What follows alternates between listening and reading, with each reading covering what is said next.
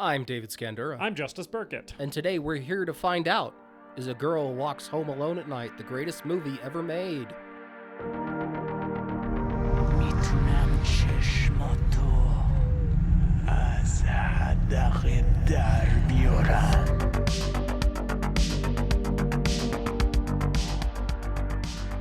Welcome to the greatest movie ever made. I have nothing to interject because I don't speak Farsi. I think it's in Persian, actually. Oh, is it in Persian? I think it's Persian. Oh, yeah, you're probably right. The show where we watch a movie and talk about if it's the greatest movie ever made. I'm David Scandura, your host, joined as always by my co-host and drug dealer with a big old tattoo on his neck that just says, sex. Sex. Justus Burkett. Yes. Anna Lily Amirpour, who wrote and directed this movie, in an interview was talking about that character, the drug dealer character, he's not named in the movie, I don't think. But she was like, yeah, no, I love him. Like, she's like, I know this guy. Which is funny because, like, in the movie, he's such a scumbag, and his narrative purpose is pretty much to be a villain and then to die quickly. But she was like, no, yeah, that guy's great. And I was just very surprised to hear that from her because I was like, even this like scumbag character in this movie is crafted with such like love and empathy by the filmmaker. So, you know, I guess I don't mind being compared to him because even though he is misogynistic and objectively horrible, clearly Anna Lily Amirpour saw something in him. Looks like that guy from Diane Tward. He really does. Yeah. Yeah, I mean, when he invites a random woman that has said precisely 0 words to him into his house, and the first thing he does is do rails of coke, put on techno, and then starts doing bicep curls to try to impress her. I was like, yeah, I kind of like this fucking guy. Yeah. I think maybe that's what she was talking about when she was like, I like this guy and I know this guy, is like that moment with him where he was like, yeah, like I'm just gonna fucking Duplo in front of this chick and then start curling my little weights, my little home weights that I have. Yeah. How you doing, David? I need someone to kill me with a brick. I would prefer if nobody did that to you. So there are 3 David moods, right? Yeah. There's like, I'm good. Things are good. Yes. There's depression. Uh-huh. And then the third mood is I need someone to kill me with a brick, I think. And that's I think, below depression? No, I think it's somewhere in between there. Oh, where okay. I feel like I've been veering so frequently back and forth between like good mood and a bad mood and like a chaotic energy and low key and chill and calm, and that's been going back and forth all week. And the conclusion that I've come to is like I just need someone to cave my fucking skull in with a brick, so that you can stop ping-ponging endlessly between feeling good and feeling bad. Yeah, and then I just have, I don't know, blunt force trauma to the head to deal with, or I'm in a coma or something. Well, if they kill you with a brick, you won't be in a coma. You'll be dead. Yeah, that's true. I did say kill. Kill is the operative word. You did say phrase. Kill. Yeah, it's like it's hot as fuck. Yeah, it's hot. It's hot in Flagstaff. We don't have air conditioning because some dumb asshole decided to not build houses with air conditioning. And to be fair, most of the time we don't need it. It probably wasn't necessary at the time that most of the construction happened because climate change was not incrementally warming the globe as much as it has since then. So, you know, Yeah. Probably didn't need it in summers past as frequently as we do now. But now, every summer from now on will just be hotter and hotter, won't it? Yeah, well, it's fucking... Why? Why did we do this to ourselves? Anyway, because it's been hot, it's hard to keep my house cool. And also, some fucking cunt decided to start a forest fire. Yeah. Which also happens a lot in summer here. So I was faced with the task the other night of leaving my window open and a fan in the window to blow in cool air, but also smoke. Yes. Or close the window and try to like just blast myself with fans to fall asleep.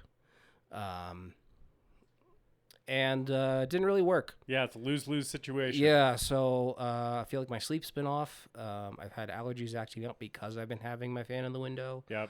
My personal life's been a little bit like up and down this week. Work's been weird this week. Work's been shitty, I guess. But I feel like play rehearsals have been going really well, and that's a thing to look forward to every night. Yes. And I've also been watching quite a few movies along with that, and that's been good. So that's sort of where I'm at. Yeah. A bit of column A, a bit of column B, and a whole lot of column C, which is kill me with a brick. Well, I'm not going to kill you with a brick. I refuse to do that to my friend. And I hope nobody else does either, because I don't want anybody else to do that to my friend. By the way, if anyone is hearing blood-curdling screams in the background... there's children playing directly behind Justus's house, and it sounds like they are being killed with bricks. Yes, it does sound like there is a massacre of the neighbors' children happening right now. I imagine that they're just sort of horsing around as children do, but the sounds are kind of horrific. Anyway. Do you have any media to recommend? Go get some carnitas tacos from your you local taco place, because Yes. I've had those like 3 times this week. Your local taqueria. I don't know why I just keep recommending food during I don't know, but I media think it's kind of a funny bit. I kind of like it. I'm also I'm in a play right now that Justus is directing. Yeah. Playing Brutus. He's directing Julius Caesar, and I made a list on my Letterboxd of movies that I'm watching. I guess in preparation for the role. So if anyone wants to check that out, there's gonna be movies on there that I'm watching on David's Letterboxd, which is on our link tree. Yes. Correct. So this week I watched Apocalypse Now. I watched The Departed. I watched Last King of Scotland, and I watched Casino. The Departed. I love how you had to do that with a Boston accent. I'm not a co-op. Yeah. Yeah. Justice, how are you doing? I'm doing okay. I have not had as productive a week at my day job as I should have had. So that's like slightly stressing me out, but it was in service of the many other things that I'm doing, such as directing a play. So it's not like I did nothing this week. I just allocated my efforts to things I wanted to do and less to things I didn't want to do. So now I have to play a little catch up on the things I don't want to do next week. But that's fine. I'll figure it out. And I'm good. I don't really have anything else to report. Yeah, that's I'll figure it out. That's been me reacting to every minor problem or major problem that's come up in my life. It's like, I'll figure it out. Correct. And I just hope that eventually I figure it out. It's always worked for me so far. I have had a pretty good track record with that method of I'll figure it out. You know the lost driver's license thing that I was bitching about last episode? Mm-hmm. I figured it out. I went by there, or I called him up, and I was like, hey, like I lost my driver's license there while I was at a wedding, and the guy cut me off before I even finished talking, and he was like, it's at the bar. And I was like, sick. And I drove by and I grabbed it, and it was easy as that. So this whole thing that I thought was going to be like a huge pain in the ass, one phone call and like a quick 15-minute drive, and it was resolved. And I was like, yes, I figured it out. That's good. Yeah, my whole life is sort of a series of things like that where I'm like, this is a crisis. And then I'm like, actually, it's fine. And sometimes Countess Pod gets a little mad that my life works out that way, because it seems to more than most people's. If luck was actually like a real tangible, like if we as human beings had like D&D stats, I think my luck is stacked. Because, like, shit like that happens to me all the time where I'm like, oh, this is going to be a huge pain in my ass. And then it's like, oh, it's immediately resolved in a way that benefits me. You know?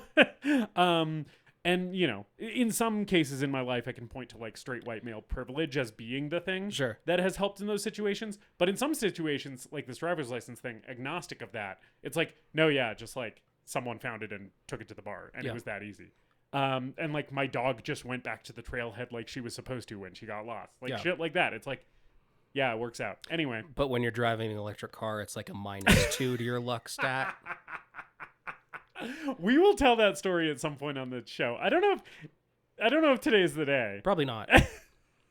But I guess stay tuned for the it's kind of a electric car story. Maybe when we do the lighthouse, because that was kind of a lighthouse-esque experience that we had. All right, we'll put a pin in the electric car story for when we do the episode on the lighthouse. People are going to be looking forward to it, and then we're going to tell it, and it's like... No, it's pretty funny. I think it's a pretty good story. Okay. Especially, there was one point involving... There were multiple points involving bodily functions that I think will be amusing to hear secondhand as someone who did not experience the events. Anyway, I don't have any media to recommend because I've been very busy and have not been watching anything really. So we can just go ahead and get into today's movie. Today we're talking about Near Dark for people who like the Smiths. A Girl Walks Home Alone at Night, directed by Anna Lily Amirpour. I can't tell whether you intended that as an insult or not, but even if you did... Am I wrong? Even if you did, you are correct. Wrong? No, you're right. You're right. It is pretty much that. It is pretty much moodier. It's sad girl Near Dark. This movie has a very Tumblr sad girl aesthetic, just in general. Mm-hmm. I don't think that's a bad thing about it. I think that it's good. Kind of a movie designed to be shared on social media with 3 screenshots. Yes. Or 3 or 4 screenshots. Yes. On like an every frame a painting ass Twitter page or something. Correct. I think all of that is true and fair. And also, like, the movie can also be great, you know? And I think this is a very good movie, and we'll talk about it. This was your pick. Yeah.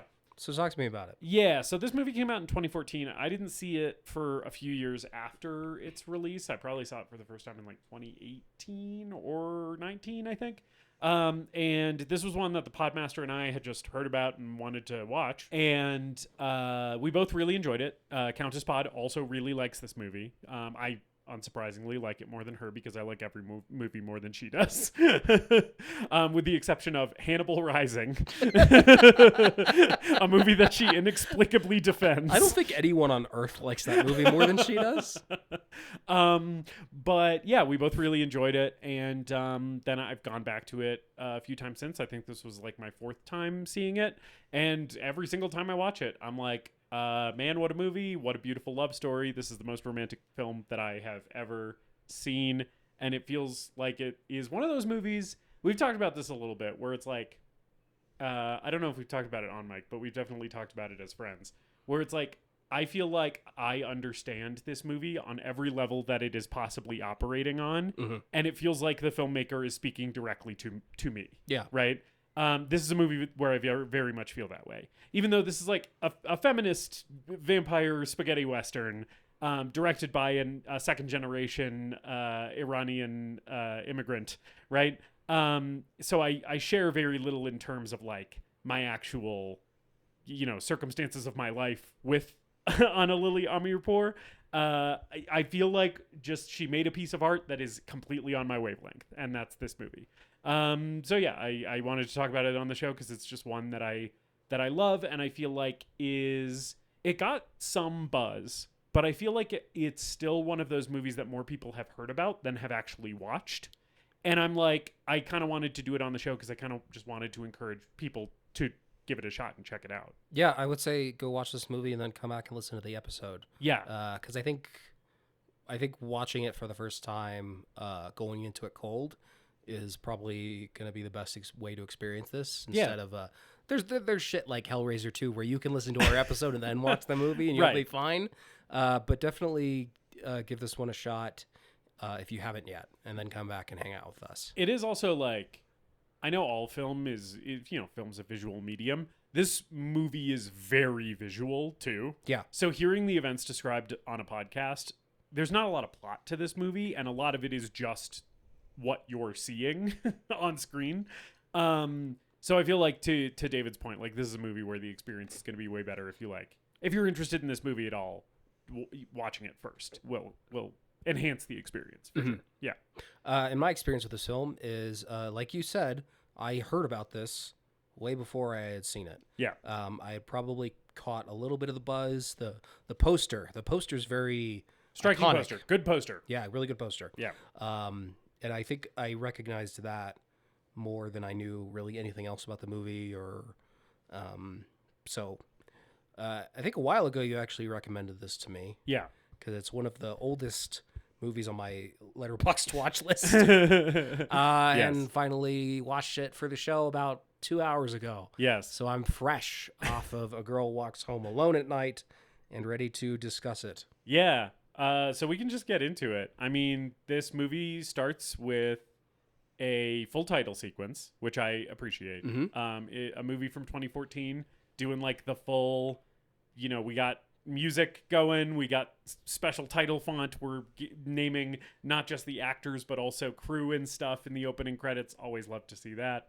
And there's like kind of the big moment here. So we're like getting establishing shots of Bad City, which is the location that this movie takes place in. It's a fictional town in Iran. This movie was not shot in Iran. This movie is an American production, but in the Persian language. Directed again, as I said, by a second generation Iranian immigrant, right? And starring a second generation Iranian immigrant as well. And some of the actors in the movie are just Iranian actors, but it's sort of like an American production that is set in Iran and stars some Iranian actors, right? So the locations, I think, are mostly shot in California. So it's California standing in for Bad City, which is a fake place anyway. But yeah, just wanted to clarify that this is not, in fact, an Iranian film. Anyway, but we're getting establishing shots. The main kind of visual that sticks in your head here in this title sequence, and it's the one that we kind of freeze on for the title card, is the ditch full of bodies, which I assume is... There's some stuff in this movie where I'm like, this is clearly a reference to some sort of political or, domestic crisis happening in Iran, right? They're commentating on something in Iranian society or politics. Those things, I know I said I understand every level that this movie is operating on. Let me walk that back, except that one. Because I don't get any of the commentary on the state of affairs in Iran in 2014 when this film was made. I assume this ditch full of bodies is something about that. Or maybe it's just to show that this is a very bad place full of very dangerous people. I don't know. Yeah, I mean, the film is kind of anachronistic in a lot of ways. Yeah, intentionally so. There are a lot of anachronisms throughout this movie where it doesn't really paint a very clear picture of a specific time frame that this is set in or a specific political climate in Iran. I don't believe that any of the references to to politicians, like there's a politician on TV that we're seeing. Yeah. I don't think there's really any reference to who that guy is. Yeah. So there's kind of this like dream, and there's tons of 50s stuff in here. There's tons of American like 80s stuff in here too. Yeah. So I think it's this kind of dreamlike version of Iran. Also, just like we're gonna probably not be the greatest at pronouncing things throughout this episode. True. So thankfully, the main characters' names are pretty easy, especially because one of them doesn't have one. Yeah. So apologies for any faux pas that we two Americans make about anything Iranian in this movie. But yeah, so title card, Girl Walks Home Alone at Night. We have seen in the opening sequence our protagonist of one of our two kind of dual protagonists in this movie, Arash. And he, after the title card, he walks up to his cool ass fucking 1957 Ford Thunderbird and goes to get in, and this kid comes up to him and is like, "Hey, mister, can I have some money?" And he's like, "I don't got any money, kid." And the kid's like, "Well, how'd you afford that car?" And he's like, "I had to work fucking 2,191 days for this car, you little shit."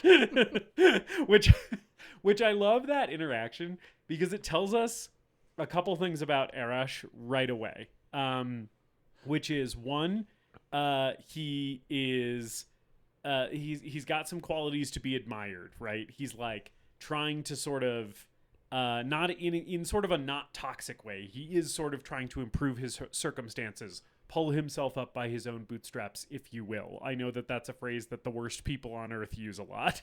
But I think in his case, it's sort of a thing that the movie frames in an admirable light. It's like, this guy's a hard worker, right? And it also tells you that he is not unambiguously only good. He is also capable of being kind of shitty because he is like telling this like little beggar kid to fuck off and work harder. So it's like, I love this as a character introduction because it's like you see him and you're like, oh, this is like a charming, handsome young kid. And you're like, oh, and he's like worked so hard and saved up and scrimped and saved and bought himself this car that he's so proud of. And also he's like kind of rude to this street child. Yeah. Well, he also just like steals someone's cat. He just takes a cat. He does take a cat. I assume it's like a street cat. Yeah. Because Bad City, the way it's set up, it is sort of established as the type of place where there's just animals roaming around. Later, next to the body pit, we just see like a stray dog. I think there's just stray animals, and he's just like, hey, I don't have a cat. Here's one on the street, and grab it, take it home. Well, and the other thing is, we meet his father, Hossein. Yes. Who is a drug addict? He's Heroin a addict. Heroin addict. Yeah. Shooting that heroin right in between his toes. Boy, oh boy. Which, man, you got to be committed that is one to do that. Yeah, that is one of the things in a movie. People call this a horror movie because it has a vampire in it. I wouldn't necessarily say this movie is... It's not a horror movie, but horror isn't like even the main level it's operating on, I don't think. Yeah. That being said, that needle going between that guy's toes weirdly disturbs me way more than a lot of shit in a lot of horror movies. There is something visceral about a needle going into like the soft skin between your big toe and the toe next to it. Like, oh, that really skeeves me out. Yeah. Well, and they do like a big close up on it too. It's like, no, you will look at this. Yeah, that's the establishing shot for this guy. Yeah.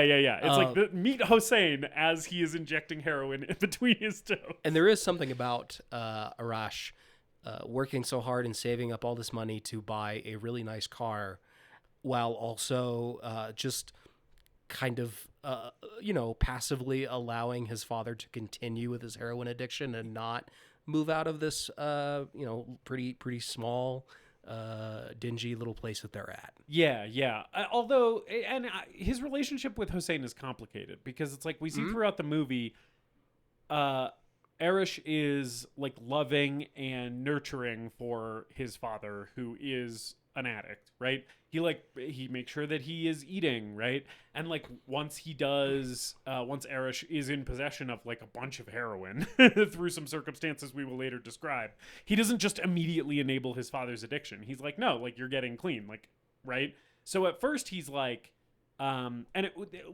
through a lot of their interactions, I think we see that Arash does care about his dad and doesn't like unilaterally view him as a burden. He has some affection for this guy. But yeah, to your point, he also saved a bunch of money to buy himself a car, right? And I think I just think that's one of the things about this character is like, it would be very easy for him to be like totally like the good boy who is totally like the brilliant shining light in this dark, shitty community of Bad City. And he's not that. He is part of Bad City. Like he is falling into the traps of self-indulgence and chasing money and stuff, like all the other people in the city are as well, He's definitely a product of his environment. Yeah, totally. And also I think one of the interesting things about this movie is we don't really get a good sense of what this community is like outside of a few really specific characters. It seems empty. Yeah, it's like 10 people live here. Yes, which I actually is one of my favorite things about the movie. I love anytime the girl or Arash are just wandering the streets of Bad City and there's fucking nobody there. It's like completely empty and desolate, and it feels like haunted. I really, really love that it's like, no, yeah, this is a movie with like that's ostensibly set in a city where a bunch of people live, and you see, to your point, like 10 people total. I think it's cool. I like it. Yeah. And also this whole movie's in black and white. Yes. And makes really, really great use of that aesthetic. And you can tell right away as soon as this like opening credits is over, and as soon as we're getting into the meat of the plot here. Gorgeous looking movie, and I'm sure we're going to repeat that like 10 more times. Yeah, every frame in this movie looks incredible. There's so much detail to sink into, and the black and white. There are some movies where I think they use black and white as more of a stylistic choice than as an integral part of the aesthetic, if that makes sense, right? Where it's like, oh, this movie's in black and white because I'm trying to tell you, the viewer, something about how you should feel about this movie. Whereas this movie, I think black and white is crucial to how it looks on an aesthetic level, right? I don't know if that made sense, but what I'm getting at is I think the black and white in this movie is pretty inseparable from the product as a whole. And if this movie was shot in color, I don't think it would be what it is. Yeah, I think it would be a worse movie if it was shot in color, and it would also be totally different. Yeah, and I think it's like the black and white kind of is the movie. Mm-hmm. Yeah, and it's not like just slapping a monochromatic filter on. No, like this is very well planned out. Yep. Very intentional and specific with how colors are graded and everything like that. The blacks are like really rich, deep blacks. Like when we see the girl, her garment that she wears, which is not a hijab, but it is hijab-esque. It's a head covering, a headscarf. Yes.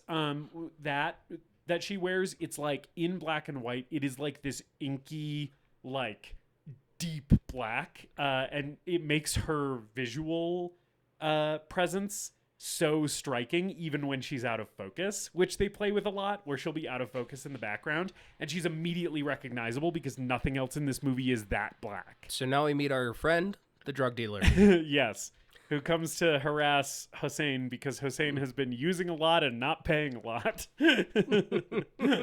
I love that we immediately just know this guy's a piece of shit. One, from his terrible facial hair, and as we previously mentioned, the giant tattoo on his neck that just says sex in all caps that looks like a stick and poke. He's also, it's his costume design, his whole look is fucking phenomenal because he's also wearing a tracksuit jacket with like a lion head on the back. Like there's like a lion head embroidered on the back of his tracksuit. And like you said, his facial hair, he's got, it's sort of like a Fu Manchu mustache almost, but then the middle of it is shaved, like a reverse Hitler, you know, where only the middle is shaved. And then he also has a soul patch, and his head, the sides are shaved, and he's got like big ass tattoos on the sides of his head, but then he has hair on top. This fucker looks wild. He's also got either grills or just like some gold teeth. Yeah, something going on in there. This guy looks like the worst dude at any fucking like EDM show or like rave. The guy where it's like, don't let that guy leave with a girl. If you see him trying to get a girl in his car, call her an Uber. Yeah, is his vibe. Yeah, he's a real piece of shit. He's scuzzy as hell. Yeah, scumbag. Yeah, but we do kind of love him. Yeah, I kind of love him. Like we said before, there's just something about him being like, all right, this girl is so into me. She smiled at me once on the street, hasn't said a word. Let me do my bicep curls at her. But here he is menacing Hossein for being light on payments for all the heroin he's been using. He then, another way that we know that this guy is a huge shitbag is his immediate move is to start threatening the cat. Because like Arash is here with Hossein, right? And Arash is like, he's already paid you so much, like just leave us alone, we'll have some money for you next time or whatever. And the drug dealer's like, do you have any idea how much your father owes me? And then he picks up this cat and he's like, oh, nice cat. Oh, this is really cool. Like, what's its name? And then he's like, is it a boy cat or a girl cat? And David, we have called out previously that we've had a couple movies where someone is checking out an animal's genital situation to see if there is a cock and balls there. Weirdly, this is the thing that happens more in movies than you would realize, because I know it happened on Lady Hawk. I don't remember the other one, but there was another one in there somewhere. It was Friday the 13th. Friday the 13th, right. And here we have another one where this guy's like, let me check out this cat for a dick and balls. Hey, there is a dick and balls. Hello, Mr. Cat. It's like a whole moment. And I'm like, what is that? I don't think I've ever seen anyone do that in real life. He's also holding the cat under its arms, and it's going... Yeah, so some great cat ADR here. Yeah. And he just kind of drops the cat back to the floor. Yeah. So we already know this guy's a fucking piece of shit asshole. Yeah, and clearly the move there was to like scare Arash by being like, oh yeah, I could kill your cat if I fucking want to. Give me my money. And then the next thing he does here is steals Arash's nice new car that he bought himself. Yeah. He steals the 57 Ford Thunderbird. Fucking Yes. son of a bitch. And drives off to go get his dick sucked. Yes, literally. That may have sounded like David was maybe being facetious. No, that's literally what happens. He goes and meets because he's also, in addition to being a drug dealer, he's also a pimp. So he meets a sex worker. I love an entrepreneur. He's a small businessman. Talk about pulling yourself up by your own bootstraps. Although I guess you're really pulling yourself up by the sex worker's bootstraps if you're the pimp, because you don't actually have to do any of the hard work. It's like the sex worker equivalent of being a landlord. Well, yeah. And then I guess if someone doesn't pay your sex workers and then you have to go deal with them, that's the equivalent of like the landlord has to show up every couple fix your of months washer or to whatever, yeah. fix the plumbing or yeah. But yeah, so he meets with a sex worker who is one of his independent contractors. and he's like, hey, check out my new car, and she's like totally unimpressed, and he's like, get in. And he's like yelling at her for being light on because she gives him the money, and he's like, "Oh, this isn't enough." And then he gets his dick sucked. Yeah. And we see this is the first time we see the girl. The girl in this movie. The girl. She doesn't have a girl, name. She's just the girl. the titular girl who Yes. walks home alone at night. At night, which is the title. Is very accurate to the events of the film. She is doing a lot of walking home alone at night in this movie. And she doesn't even have a name. She's just the girl. But yeah, so she's watching this sort of menacingly. And he even notices at one point that she's watching. And then it's the thing, because she's a vampire, she's gone as soon as he turns around. And so Arash, after his car got stolen, punches a brick wall. Which is a bad idea. I understand that you are feeling very emotional and very frustrated. That's 2,191 days of work represented in that car that have just been stolen. But breaking your own fist is maybe not the move here. The editing in this movie I think is really good.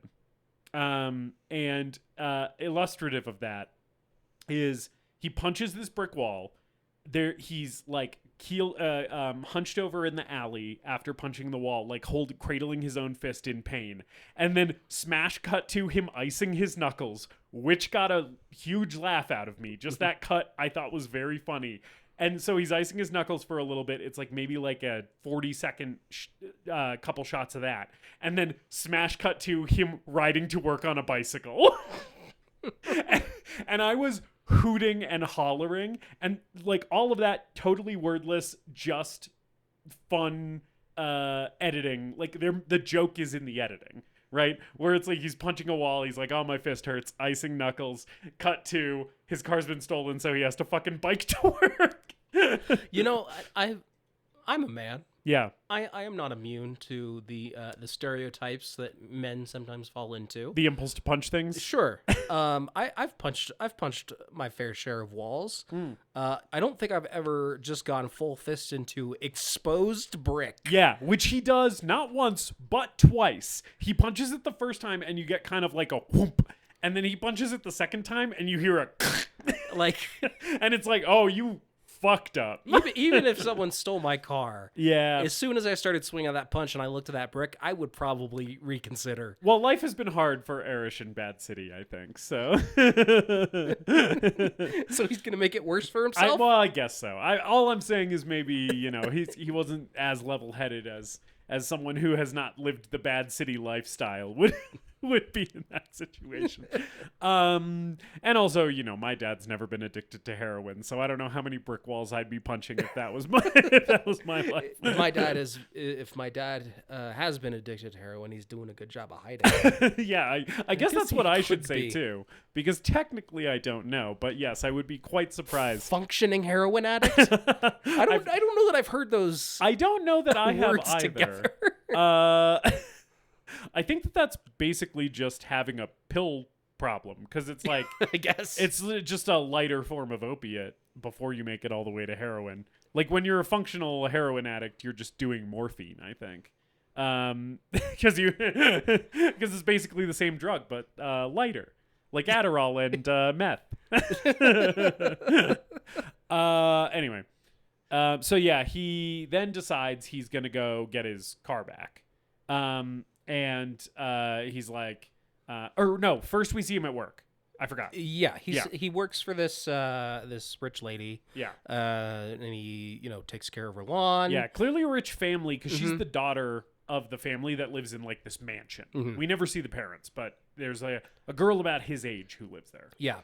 And he steals some of her earrings. Yes. That are She's sitting out on a also table. Really flirty with him. Yeah. All the time when they're in scenes together, which is very funny when later he's on ecstasy and he tries to kiss her and she's like, what the fuck? And it's Arash is a little bit of a cuck in this movie. Yes, a little bit. A little bit. But it is crazy because she is giving him so many signals. Like, go for it. Yes, absolutely. He's outside trimming hedges and she's like, come up into my room. I need you. And it's like, can you blame him for trying to fucking lay one on you when he's on ecstasy later? You have been literally like there with a sign that's like open for business. Like, please come fuck me. And to Arash's credit, he does respect when she, clearly says, you do not have consent to kiss me. No. Right. He's like, okay, I will turn into a mopey sad sack, but not reattempt. Right. Which is like good on him. Despite the fact that she was sending him, again, very clear, like as if she was one of the people landing an airplane on a runway with those fucking glowy little cone things. Dick here. And yet. That's why they call it a landing strip. I suppose. I don't know. That was a bad joke. Like I said, I'm going to kill me with a brick boot today, so I hope the podcast quality does not suffer because of it. I'd be more worried about my play, honestly. We could just end the podcast. I'd have to recast you for the play. Yeah. Yeah. The podcast is low stakes compared to the play. I suppose so. There's more people involved in the play, and people are getting paid for that. Yeah. As opposed to this. Anyway, yes, he steals some of her earrings. And I like that the movie has done a good enough job setting him up as a character that this thing is kind of morally ambiguous for him, but also when you see him eyeing those earrings, you're like, steal those earrings, boy. Yeah. Like, fucking do it. You want him to.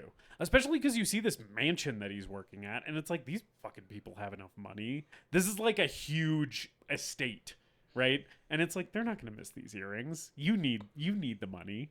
Fucking grab it. Yeah. Yeah. And he does. And good on him. So our next big scene here is the drug dealer. Yeah. The drug dealer is out, and he notices that the girl is watching him.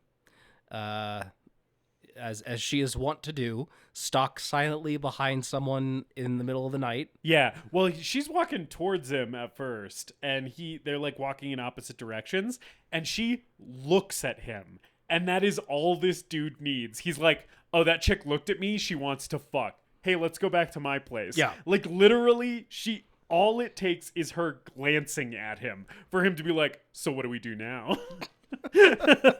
Which, like, to have the confidence of an Iranian heroin dealer.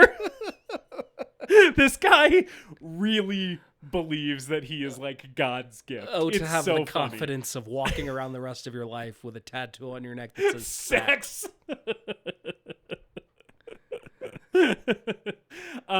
So he's like, hey babe, like, let's go back to my place. And she does. She follows him back to his apartment. And this is what we referenced earlier, where he puts on the techno. He's fucking doing huge rails. He's lifting his little he's doing his little bicep curls with his little home weights.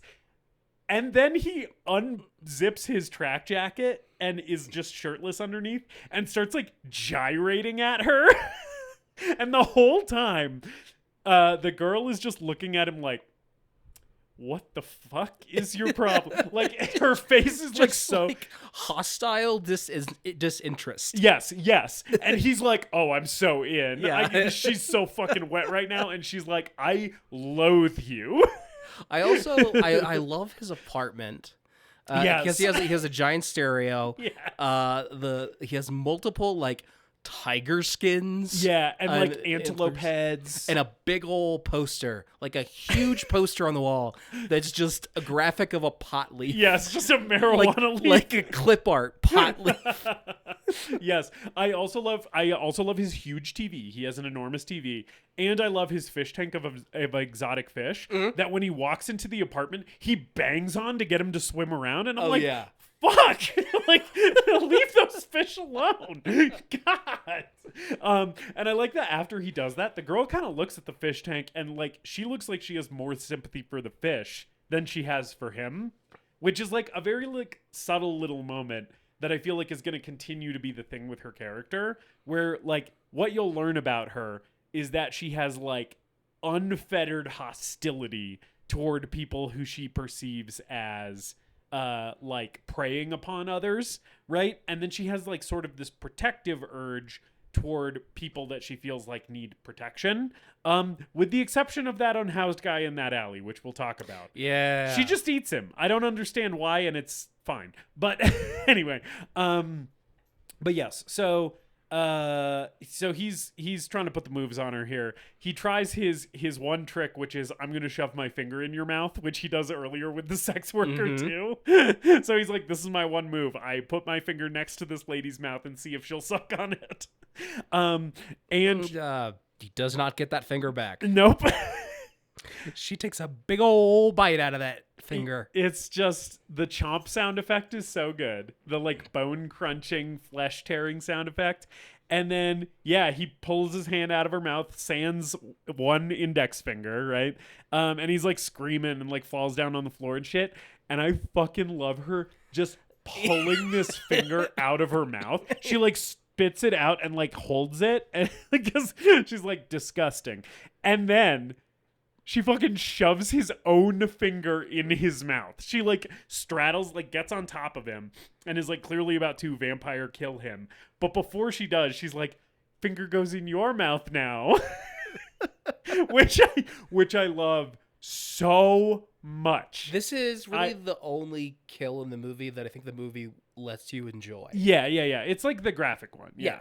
And that's fine. Like, I think this is like, this is a good introduction to the character. Yeah. And kind of sets up thematically what this movie's about. Yeah. And it gives you a little bit of that enjoyment that you want from a horror movie of like, here's a kill that you can enjoy, and now we're going to spend the rest of the movie complicating things for you. Right. Yeah. All that being said, her sticking this dude's own finger in his mouth, probably one of my favorite parts of the movie. Even though this is a movie that I love on many more levels than just like the horror level, it goes really fucking hard. Yeah, it's really cool. So like her mouth is all covered in blood. She has vamp drained him, and then Arash shows up to get his car back. Because I don't know what his plan is. I guess just confront the drug dealer. I think he's trying to sell the earrings. He's going to use the earrings. Duh. Yeah, he's going to sell the earrings to him. Duh. And he shows up at the gate outside like this nice high end apartment complex. Yep. And this is one of those beautiful moments that I was mentioning earlier, where Arash is standing there, and out of focus in the background is the stairwell up to the apartment, and that dark black head covering thing that she's wearing just shows up in frame, and you can also see the horizontal stripes on her shirt, and she's totally out of focus, but it is such a striking and recognizable silhouette already so early into the movie that you like kind of get scared for Arash here, because you don't really know what the movie's gonna be. So it's like, is she just gonna fucking kill him? Then like the focus shifts and you can see her come into focus, and I like that she has blood all over her shirt from killing the drug dealer, and she really quickly just covers it and then just like walks by him, but she still has blood all over her mouth, which, because it's black and white, doesn't draw attention to itself, but like Arash notices that. Yeah. You know? And it's like, yeah, her face is just covered in blood, and she just walks past him. That they share that little moment where they're looking at each other as he's at the gate. It's their meet cute. Yeah. I guess it's their meet cute. Yeah. It is. Because this is a romance film. And then he walks into the drug dealer's apartment and finds that he's dead. Missing a finger. Sure. So he takes the keys to his car back, and his big old suitcase full of drugs and money. Yes, I like that it is just full of stacks of cash, a revolver, and a hacky sack full of drugs.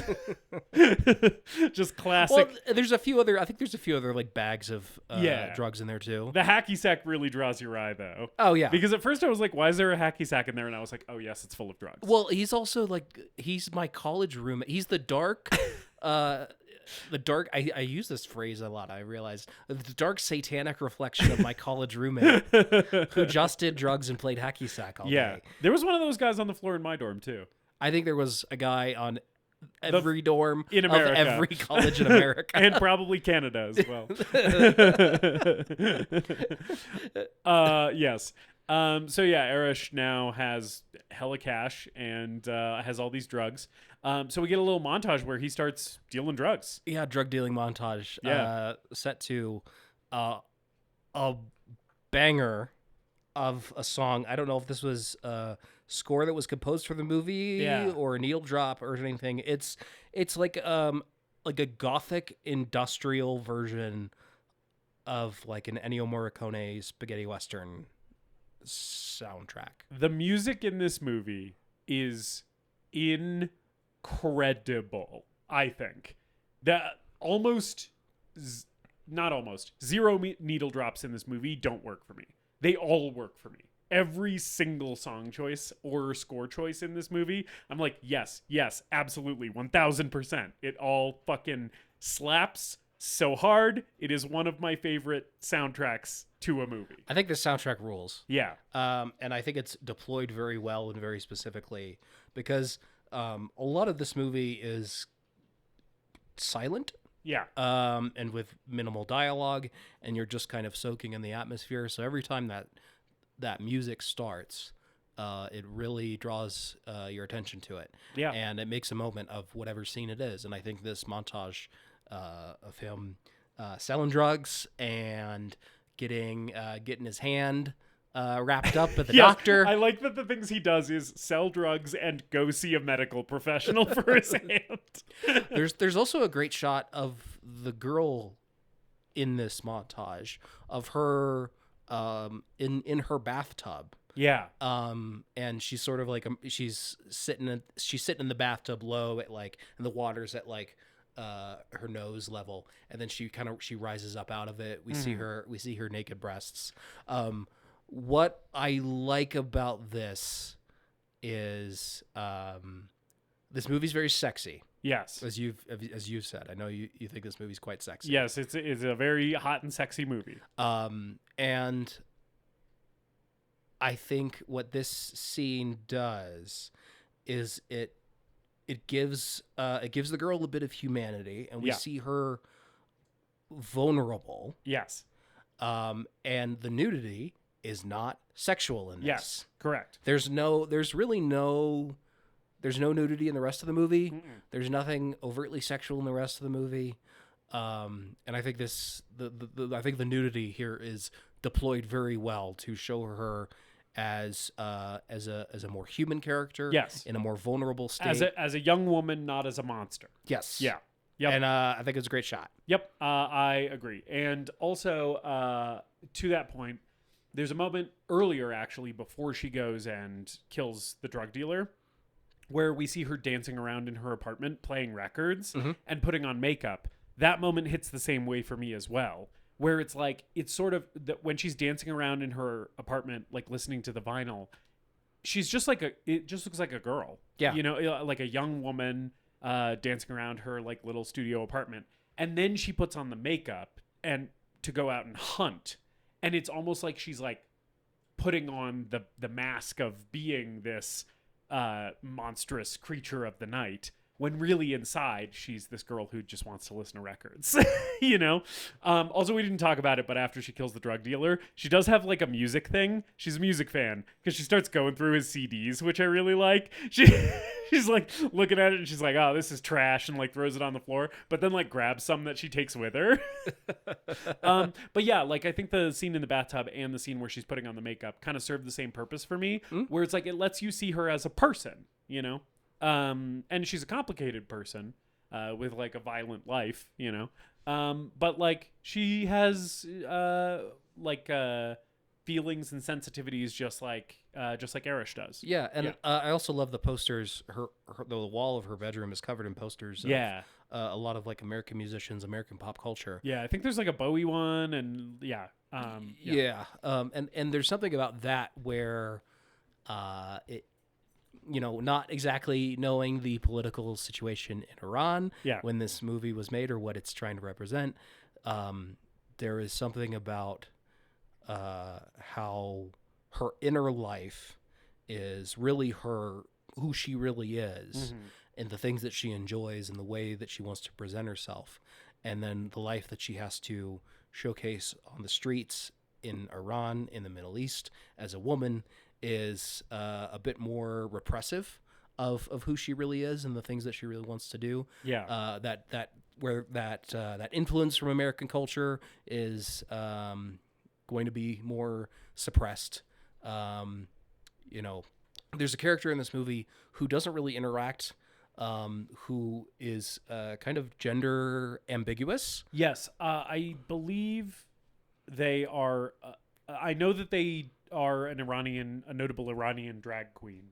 I don't know what gender they are because drag queens can be any gender. Yeah. But yes, A main theme of this movie that I pulled out is like seizing moments of beauty and love in situations and in places where none seem to exist. Yes. And I think a lot of the way that the girl is characterized, and then this drag queen character that kind of pops in and out of the movie, really did a great job of illustrating that to me. Yes. I totally agree. I think I was reading the same thing with the drag queen character, especially like the whole balloon dance, which happens later in the movie. I feel like is that. Yeah. Yes. We could just talk about it now. That was like that comes immediately after one of my favorite parts of the movie. Yes. And yes, that which we will get to. Yeah. Yes. And I thought that the balloon dance with the music and the way it's choreographed and the way it's shot, and this character who doesn't really have a lot of characterization of them. I don't really even have think any they have lines. lines. Yeah. And it emerges as one of the most touching moments of the film, I think. I completely agree.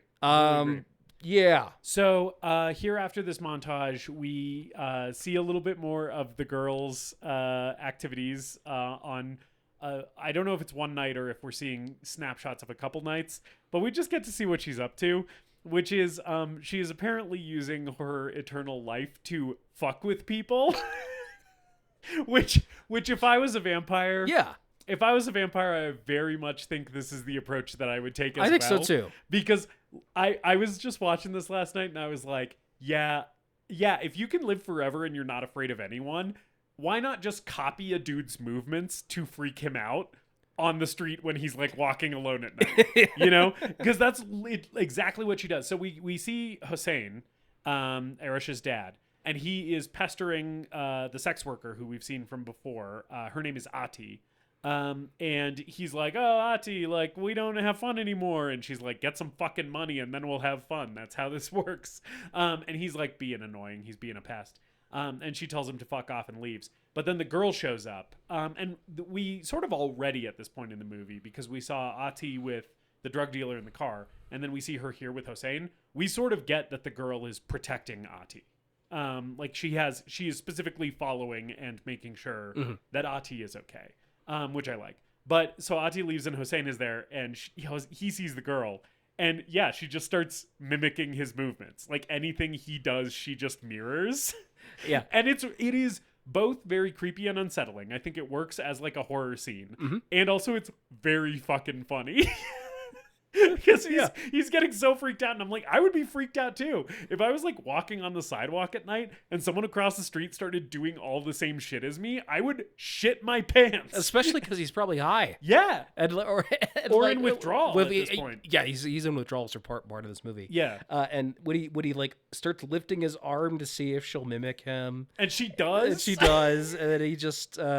He starts walking away, and she starts walking faster, and then finally he just runs. And and before he starts running, he talks, which I think is to see if she'll do that too, and she doesn't. which is the scarier option, right? It's like she's moving all the ways that I'm moving, but when I go, hey, she doesn't do it back. And he's like, oh, fuck, and runs away.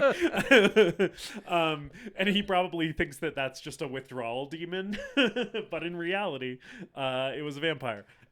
She also bullies a kid to steal his skateboard. Which is one of my favorite scenes in the movie. Fucking hilarious. It's so good. This kid is like walking around the streets at night with his skateboard. It's the same kid who was asking Arash for money earlier. It's the kid. It's the kid. Yes, there was one kid in this movie. Yep. And then he fucking turns around and sees the girl, right? And they have... well, first he sees her and she just is blocking his way. And he starts running away. And then it's the classic vampire thing of like, you turn and run, and then they're in front of you because she can move supernaturally fast because she's a vampire. So he just runs into her. And I love this exchange that they have where she's like, are you a good boy? And he's like, yes. And she asks him like 3 times. She's like, you can't lie to me. Are you a good boy? And she then goes full vamp mode. She like... her vampire teeth come out, which we've seen happen before in the scene with the drug dealer. Cool effect. I like the vampire teeth. And she like roars at him, and like her face gets like super scary. And then she says, I can take your eyes out of your skull and give them to dogs to eat. I will follow you till the end of your life. I will watch you. Understand? Be a good boy. And they do a modulation thing on her voice where she sounds like a fucking demon. Mm-hmm. It's so good. I love this scene so much. And the kid runs off. Yeah. And then traumatized for life. Yeah. Yes. And she picks up his skateboard and walks away. And I think it immediately cuts to her just riding his skateboard. Yes. Fuck yeah. It's so good. I love it so much. I love her scaring the shit out of this kid. It's great. And I really love the I can take your eyeballs out of your skull and give them to dogs to eat line. Yeah, it was pretty metal. When I was watching the movie, I'm like, Justus is going to quote that line verbatim to me. Which is why you were looking at your phone and not paying attention to me while I was doing it, because you knew I was going to do it. Yeah. You were like, here's the part where he does this shit. It's okay, I do it too. Anyway. So then, yes, the next thing is Arash, who is now... drug dealing as his job and has quit his job landscaping at this rich girl's mansion, goes to a party to sell drugs, and the rich girl is there. Mm-hmm. What happens when he runs out of drugs that he stole from the drug dealer? One assumes that people will come to him for drugs and he'll be like, I'm out. I'm out. I'm not actually a drug dealer. I just came into some drugs. He's just doing it part-time? Yeah, I think so. Okay. Yeah. Don't really know what his long-term plan is. Don't know if he knows what his long-term plan is. Yeah. But anyway, he also has a shit ton of cash in that briefcase, so maybe he's planning on just living on that for a while too. Mm-hmm. But anyway, so he's at this party selling ecstasy. Yeah. And the girl comes up with a friend in a skeleton costume who, fun trivia fact, is the director and writer of the film.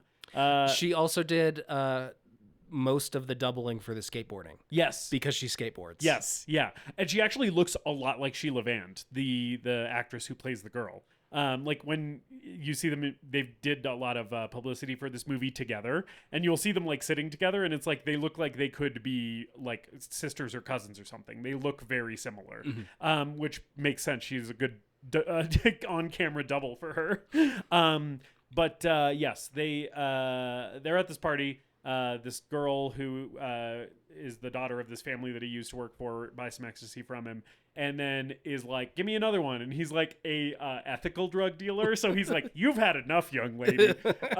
And she's like, just fucking give me another one. And he does, and she gives it to him. Mm-hmm. And I love this script. I think is very beautiful. I think there's a lot of very poetic lines. A lot of good writing in here. I love her saying, this little pill is nothing without you. It needs you, which is a very romantic way to talk about doing drugs. And she gives him the ecstasy pill, and he is fucking very, very into this rave that they're at after that. Yeah. He's just like fucking zonked out. He is like fully like out of it. And there's all these shots from his point of view with this rich girl from this family that he used to work for, like dancing in front of him. And she looks like radiant and her dancing is amazing. And it's so funny when you cut from that to like the wide shot of them standing next to each other on the dance floor, because it like when you see the objective shot that's not from his POV, she's just kind of doing this. and Justice, yeah, podcasting is an audio format. Yes, it's true. She's just kind of like rubbing her hand over her face and body, you know, and it's funny because it's like sloppy, drunk yes. white girl dancing. Right, exactly. But when you saw it from his point of view, she was like a fucking shampoo commercial.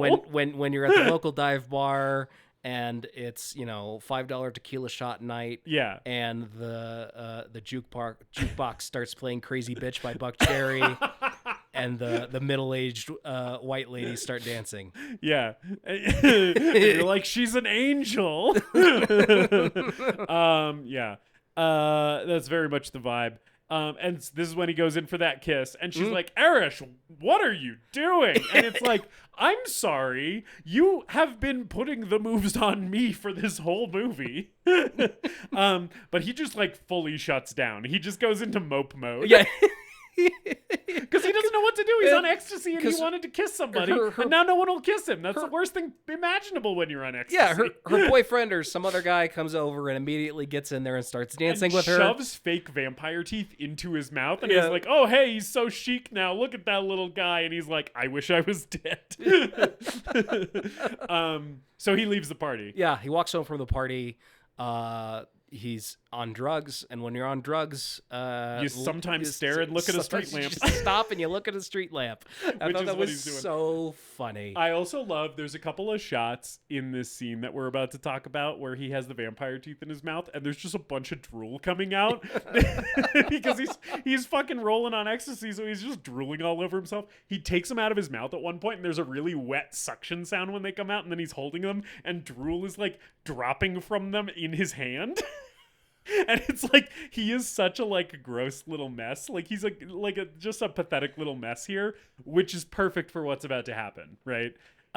Because the girl comes up on her skateboard, and sees him looking at this light and stops and is like, "Food?" And they have like a little exchange here where the girl is there and he notices her, and whereas the other people that we've seen interact with her so far in the movie have reacted to her with fear, or in the drug dealer's case, like lasciviousness, lust, right? He immediately kind of trusts her and asks her where he is. He's like, where am I? And she's like, we have not heard her really speak yet, except to the boy when she's speaking in demon voice. But she's like, Bad City. And he's like, I live in Bad City. This doesn't look like Bad City. Like, I don't know how to get home. And it's very disarming for her. She immediately kind of gets this look on her face that's like, oh shit, what do I do with this guy? Because like, I don't want to eat him. He needs help. And she sort of is unequipped to deal with that. And he then like walks up to her and like wants to feel her hand. He's like, because he's on ecstasy, he wants to touch people. Yeah. So he's like, give me your hand. And he's like, you're so cold. And then he immediately just gives her a big hug and like wraps her in his Dracula cape. And it's really, really sweet. Well, and then he's like, he wants to sit down. And she's like, I don't think you should sit down. And then we cut to, and he's trying to like sit down on the sidewalk. He's like, in the middle of the street. She's like, you can't sit here. She's like, you can sit at my place. Come on, let's go. And he's like, no, I can't. I have to sit. Which I've never done ecstasy. However, on the substances that I have done, been there. where it's like, no, sorry, no, I have to be sitting. No, I can't go. This is the sidewalk. I understand. I have to sit now. So she pushes him home on her little skateboard. Yeah, I just realized I talked about his Dracula cape. Did we mention he's dressed like Dracula? I don't think we did, but yeah, he's vampire teeth. It was a costume party. I think it was a Halloween party. He's dressed as Dracula. Yeah, which is funny because she's a vampire. It's funny because she's a vampire. Justice, does this have a Justice cry count? It does. This movie does have a Justice cry count. If you want to guess, feel free. Yeah, I did cry watching this movie.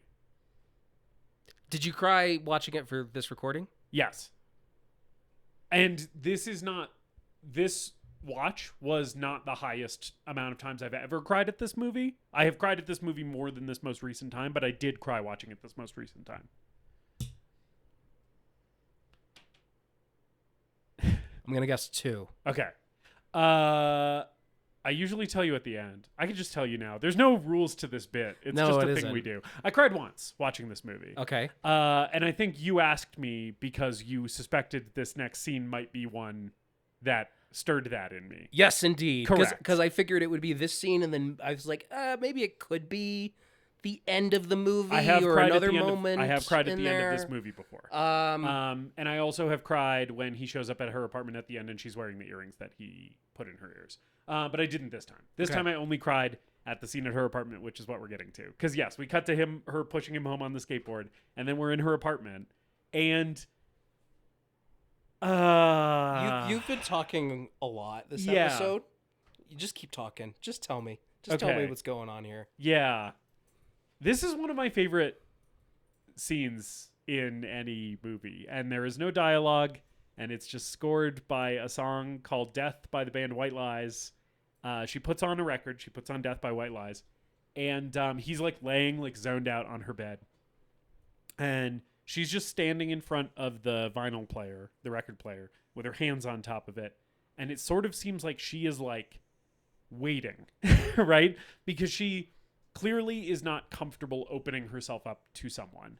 And she has brought him into her space, which, as we've mentioned, has posters all over the place. It's very clear that this is where she gets to be a person, as opposed to on the streets where she has to be a monster. And she has her headscarf is taken off. Yes. We see she's got kind of like a short, not bob cut, but like it's like she's got a nice little haircut, cute little haircut. Yeah. She's got her striped shirt on. Yes. Like this is her. This is as a the girl. real her. Mm-hmm. Yes. Not as a monster. The person. Mm-hmm. Yes. And she's standing there and kind of waiting because she doesn't know what to do. And we don't know how old she is. There's some stuff in the scene later where she's talking to the sex worker, where the sex worker is making comments like, "Oh, I remember when I was your age." And we see the girl's reactions to that, and it's clear that she is older than the sex worker is. We don't actually know how old. They're never like she's 100 years old or whatever.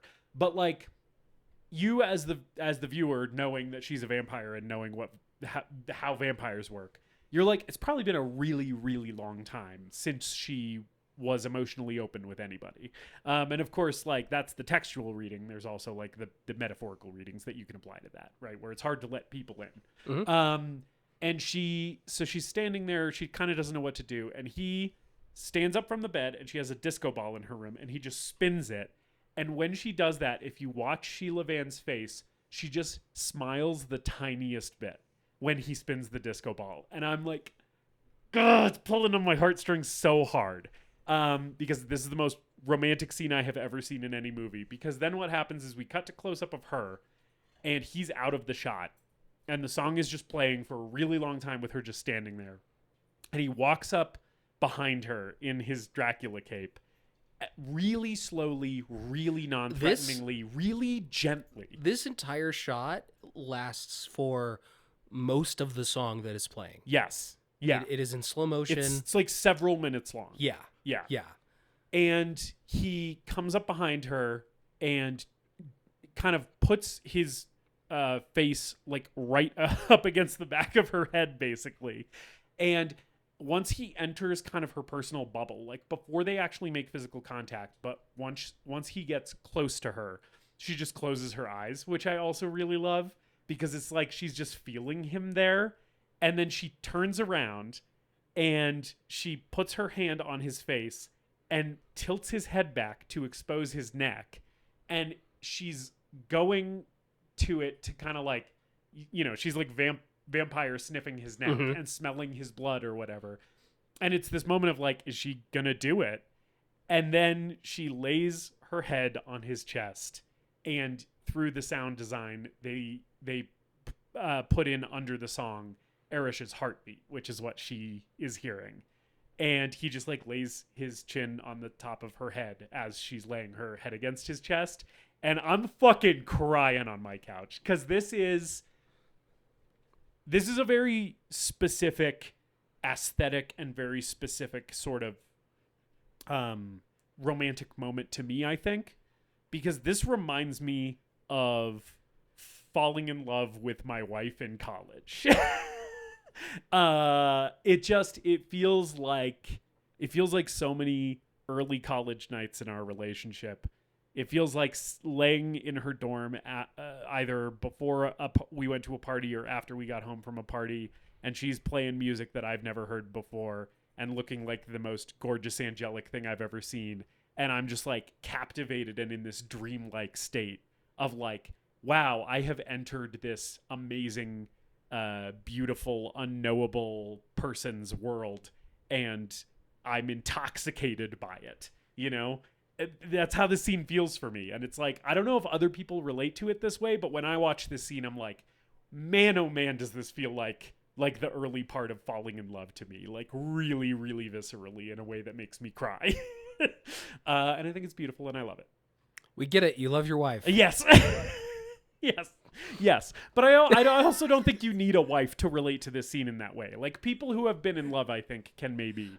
Yeah. There's a lot of like melodrama and high emotion that is captured in this scene, and I think it's really like not even a 1-2 punch. It's a 1-2-3 punch of that him being pushed home by her on the skateboard. It's so funny. Which is funny, but it's also like it's really tender, and I saw that and I was like, oh, I think this movie's gonna hurt. Yeah. She's also smiling when she does that, which she doesn't do much. So when she does, the movie draws attention to it because she's pushing him on that skateboard, and he's kind of like, he's almost like a little kid on it, right? Because he's on ecstasy, and this is probably super fun for him. So he's like, wee, kind of. And you see her face, and she's just kind of like softly smirking to herself, being like, this guy's really cute. Yeah. So that is great, and then this whole scene is like the pinnacle and the climax of this little movement here. And then the scene immediately after this is the drag queen dancing with the balloon. It's a beautiful coda to this emotional peak of the film. Yep, agreed. And a really, really great sequence in the middle of this movie. I love it. And then we are back with Hossein and Arash. And Hossein's like, where were you all night? And Arash is like, I was with a girl. And Hossein's like, oh, what's her family? Who is this girl? And Arash is like, I don't even know her name. And he's like, you fucking idiot. And so his dad is verbally abusing him here. The movie does sort of do the amount of legwork that I think it is required to do to make you sympathize with Hossein's plight as an addict, but also realize that, addict or not, he is kind of a bad person, because this is when he is off of heroin, and he has been in withdrawal for a while now, but he's much more lucid than he has been before, and he's still like belittling and talking down to his son, and still begging him for his medicine, quote unquote. You feel conflicted. I think me as a viewer, I feel conflicted about Hossein. Yes, me too, because you feel for the guy, you want what's best for him. You also realize he's a bit of a piece of shit. But also you see that Arash loves him and cares about him. Yeah. And you as the viewer love and care about Arash. So because Hossein's important to Arash, he's kind of important to us too. Sure. Yeah. And then when we get to his fate at the end of the movie, you kind of feel like that may have been for the best. Yes. Yep. Right? Yep. Yeah, I think that's the thing with this movie. Yeah. There's that whole bit, and then we have the girl with the sex worker, Ati. She starts following Ati around at night, and Ati is basically like, all right, cut the shit, why are you following me? Which I love that none of the men did. like as soon as she's following a woman, instead of them being like all like freaked out or being like, hey, come back to my place, she's like, what is your fucking deal? And so she takes the girl back to Ati takes the girl back to her apartment, and they're having a conversation. And Ati's like, oh, is the reason you were following me because you want to do what I do, right? You want to get into sex work. And she's like, well, don't come to me for that. I'm not a teacher. And the girl is like, you don't like what you do. And Ati is kind of like disarmed by that. She's sort of like, I didn't think that was obvious, kind of. And Ati has this map of the world up in her apartment. And the girl is basically like, what is it you want to do? And the implication is basically like she would like to go anywhere that isn't Bad City. She wants to go someplace that isn't here. So this is kind of a nice little interaction that they have here. I like that this is the moment where we have two women talking to each other in this movie. And the girl also asks Ati about what it was like to desire something. Oh, yeah. You know, and that at this point in Adi's life, she doesn't remember what that was like. Yeah. This was I really liked this scene too, because I think, like you said, it's the only scene that we have of two women talking to each other. One of the few scenes where the girl is talking to just a regular person, to someone who isn't Arash. Yep. And it's really, really nice, and it tells you a lot about her character. Yeah. The other scene that we have somewhere in here, I don't exactly remember the order, but the girl gets a note from Arash about meeting her at the power plant. Yes, which I think is... Meeting at the power plant. Yeah, I think that's right after she comes back from being at Ati's apartment. Yeah. And this is just very, very sweet and nice, and I loved it. He brought her a hamburger. The line... So, because he brings her a hamburger and she kind of holds it, and again, it's this very sweet, awkward moment with her, like her standing at that record player, where she's like, "This is really nice of him, and I don't know what to do with this because she can't fucking eat human food. She's a vampire." And he immediately clocks it because he is like very perceptive and emotionally sort of mature compared to the other men that are depicted in this movie. And so he clocks it immediately, and he's like, "Oh, you don't like hamburgers." Like, she doesn't have to say anything. It's the way she's holding it and looking at it. And he's like, "I've never met anyone who didn't like hamburgers," which I love that line so much. Yeah, I do too. Arash is so cute. He is so cute and so sweet, and I love him so much. But yeah, and he turns on some music because she's not talkative. She's a woman of few words. But he wants to like enjoy this date with her, and he knows she likes music, so he turns on the radio. And yeah, they're standing and chatting a little bit. And he says, I know one thing about you. You don't have pierced ears.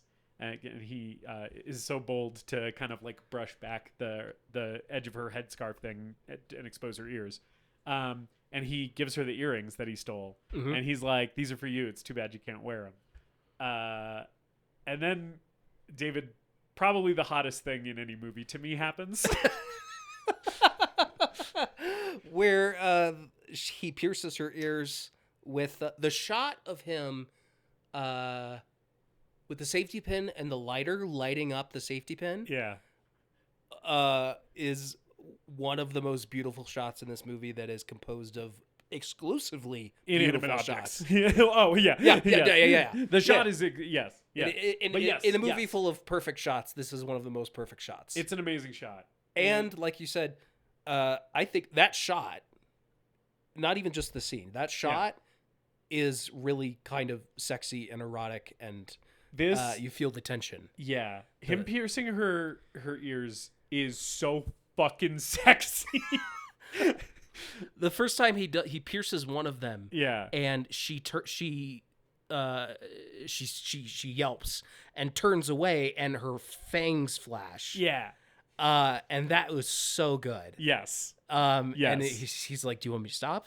And then she really intensely is like, "Don't do the other one. Yeah, do the other one." And I was like, "Ooh, okay." Yeah, and he does. Yep. Yeah. And then she's wearing them. I love that when she turns around and vamps out on the first one, she turns back around and it's already in. Like, she puts it in immediately. It's just, it's so good. Yeah. Yeah. And then they have a little exchange after this where he goes to kiss her. Before he goes to kiss her, he says, I think this movie is pretty well written, as I said before. Arash, you can tell that he is a man in a movie written by a woman, because he drops just an all-time line of game on her right here, which is after the sexiest thing that anyone has ever seen, him piercing her ears with a safety pin. He says, "What lucky earrings," to her. And I was like, good fucking line, dog. Yes, that's my boy. And then he leans in to kiss her, and I'm like, I would kiss him at this point. That would have worked on me. I would have been like, yeah, those earrings are lucky. Oh, you think so? You think so? Oh, wow. Yeah. But she like pulls away and is like, you don't know anything about me. And he's like, well, yeah, that's why I'm dating you, is to learn more about you. And she's like, I'm bad. And he's like, well, everybody's done bad things. Like, you don't know the bad things I've done. And she kind of breaks it off and walks away. And he tries, bless his heart, this big sweeping romantic gesture where he steps in front of her as she's walking away and is like, if a big storm was coming from beyond those mountains right now, would it matter? Would it make a difference? And she just walks around him and leaves. Yeah, a line of game that does not land that well. Yes, yeah. Which I love that he tries that and she's just like, yeah, right. Okay. Yeah.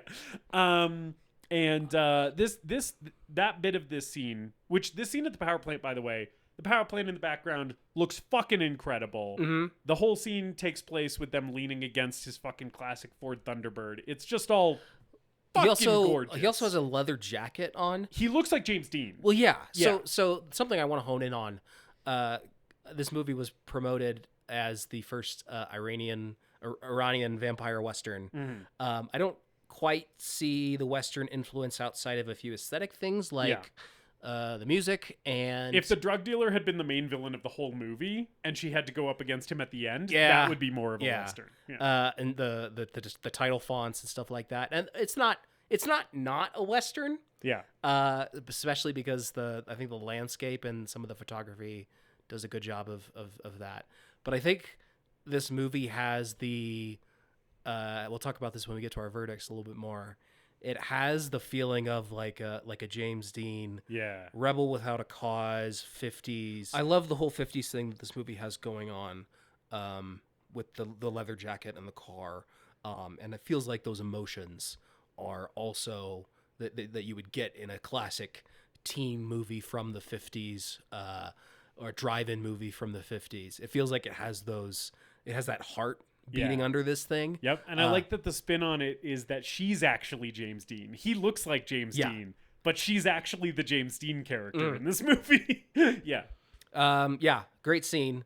And I also love like the power plant, and there's also shots of like oil fields and stuff. Yeah, tons of shots of oil pumps. Yeah. There's a shot earlier in the movie that I had to rewatch because it literally made my jaw drop, which is a close up of like a bush or some brush or something, and then it like hard focuses to, and it was probably done digitally, to an oil field, to the oil pumps behind this bush, and it's such a stark contrast between the focus, and I thought it was a brilliantly done shot, but it's also like it is a really interesting showcase of the terror of how the West has industrialized the Middle East. Yeah. But also making it look beautiful. Yes. Right? Yep. Like aesthetically, this power plant shot is very beautiful, and it's also representing the way that the West has destroyed the environment and the culture of the Middle East for their own industrial gain. Yes, 1000%. Yes. Yeah. And it's great and it's amazing. And so Arash goes back home after this date, and his dad is convinced that the cat is his dead wife. Yeah. and is yelling at it and smashing pictures. Hossein's having a bad time. He's really having a bad time. Yeah. This scene really hurt. Yeah. This really hurt. Because you kind of watching it and he's yelling at this cat. And I clock it before he even starts doing it. I'm like, oh, he thinks that his cat is his dead wife. Yeah. And then he goes over and starts addressing the photograph on the table of his dead wife. Yeah. And I felt so bad for Hossein. Yeah. It's really sad. And Arash shows up and Arash throws him out. Yep. And Arash is basically like, I've had enough of this. Like, you can't fucking trash the apartment. Here's your fucking drugs. Here's some money. Get out of here. And take the cat with you. Yes. Yeah. Which, that is the thing that I like the least about Arash, is that he's like, I'm going to send my junkie father out onto the streets and make him care for an animal. I it's felt, like, keep the cat, fucker. I was angry at Arash when he started throwing his father out. But when he said, take the cat with you, I was like, no, you asshole. Don't you fucking dare do that. That's the moment I like him the least in this entire movie. When he's dealing drugs, totally fine with that. Him sending a cat out to live on the streets with his junkie father, unconscionable. cannot forgive that. But it's also an important narrative thing that has to happen for the plot. So,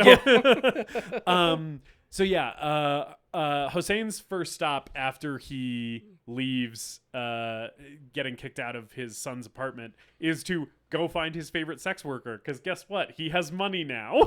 And there's one in this town, apparently. Yep. We got rid of the drug dealer. Yeah. Now we have a new one, I guess. Yeah. We have the one sex worker. We have the one drag queen. We have the one annoying child who skateboards everywhere. That's right. And the one vampire chick. And one rich family, yes. The daughter of which is the only one seen. Yeah.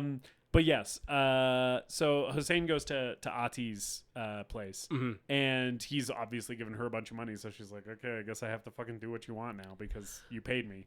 And what he wants to do is force her to do heroin against her will. Yeah. Which is the moment with this character where you're kind of like, yeah, maybe what happens to him in a second is what should happen to him. Well, the other thing I like about this scene, and maybe I'm misremembering it, or I'm just getting like the vibe of it totally off, because this is a pretty dark and fucked up thing that happens here. But before he forces her to take heroin against her will, he asks her to dance. Yes, he does. Yeah. And I thought, again, I just watched this a couple hours ago in not great conditions. I watched it on my phone due to technical issues. We're very sorry, Anna Lily Amirpour, that David had to view your film this way.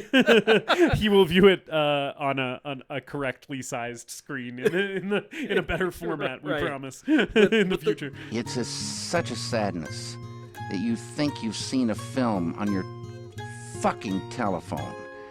Get real. The vibe I got from him asking the sex worker to dance, I thought it was like there was like a deep, beautiful sadness to that. Yeah, where he's just had this experience where he's been hallucinating that the cat is the spirit of his dead wife, and all he wants to do is feel that fill that hole in his heart. Yes, and rather than going to this woman's house to have sex with her or force her to do heroin, which I did not think was going to happen immediately afterwards. Yes. In this moment where he asks her to dance, I thought it showed a lot about his character and told us a lot about his relationship with his wife that's completely off screen and isn't really mentioned or dwelt on.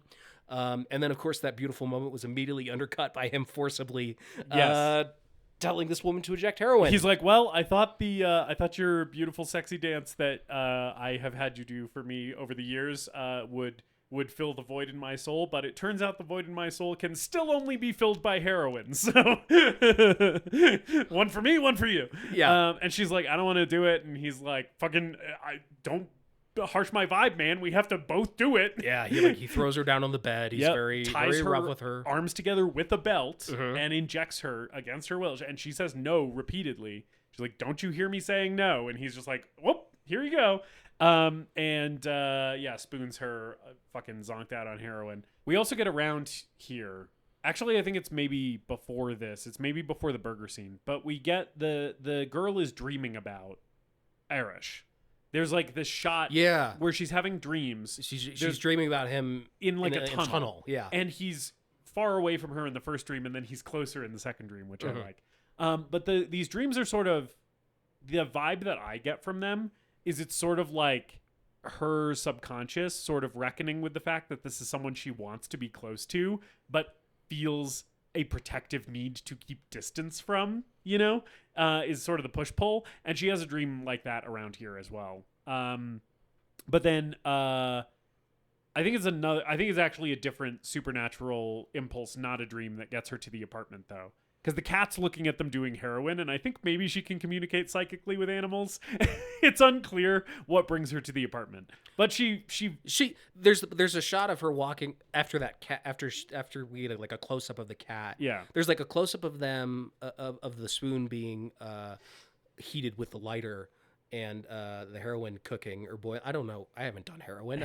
Heroining. It's It's bubbling. spoon. It's doing its classic heroin. You all know the classic heroin thing. Yeah. You put it in a spoon, you light it, it does the bubbly thing. You put it in a needle and you inject it. We've all seen heroin in movies. Yeah. There's that, and then a close up of the cat, and then the girl walking around, and she just has like Spidey senses activated reactions. Someone has forcibly made a woman do drugs against her will. I've just felt a disturbance in the force. Yes, her feminism sense, her toxic a woman in masculinity, need. yes, sense is tingling. And so she busts into Ati's apartment and throws Hossein off of her and mauls him and kills him. Just munches on him. Yeah, and I love the way that this scene is done, where it's like her on top of him, and he's like thrashing around and screaming, and she's biting into him, and the screen just goes black, and the sound cuts out, and then it'll like the image and sound just jumps back, and then it'll cut to black, and it does that a couple times. I think that's a very effective way of communicating like the terror of this moment. And it's pretty creative. Yeah, you know? and there's like some like dark rumbling ambient sound music under this thing. Yeah. This is, again, I think, like we mentioned earlier, you're not supposed to enjoy the kills in this movie. No. Other than that first one. And I think it's important that we don't see the gore. Yeah. We also don't see the gore when she takes a bite out of that homeless guy at some point. At some point we in the didn't mix talk about here. that, but that was earlier. Yeah. That's the kind of one moment, and I don't think it's inconsistent with the tone or themes of the movie. It's interesting that they included it because that guy's not doing anything wrong. Yeah. He's just like hanging out in an alleyway. He's just unhoused. Right? He's not even like I don't even think we see him at all in the movie. No, and we never see him wrong her or a woman. Yeah. Which is mostly what the other people who are objects of her ire have done, right? And that guy was just a meal, you know? And I think that the reason that I think it works to include that is because that makes the burger scene with Arash work better for me. Because when she says, "I'm bad, you don't know the things that I've done to him," you know as the viewer, no, yeah, she kind of has done some fucked up shit. Mm-hmm. It's not just that she's a vampire superhero who kills drug dealers who are mean to women, right? And guys who forcibly make sex workers take heroin against their will. It's like, no, she's a murderer. Like she just kills this guy for no reason. And I think that's important for you to understand about her, because the fact that the movie makes you root for her anyway and her and Arash's relationship anyway is sort of the point. That they're both broken, dark people is the point, I think. Yeah, and well, if Arash kicking his father and the cat out is the unforgivable thing that he does, Yeah. her munching on that homeless guy Yeah. is the unforgivable thing that she does.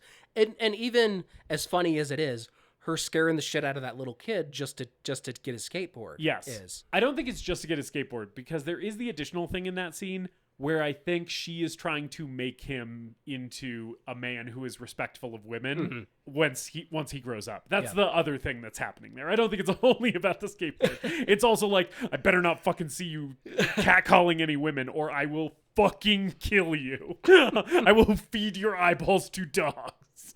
And it probably works. That guy's probably the most respectful man in every workplace he's a part of.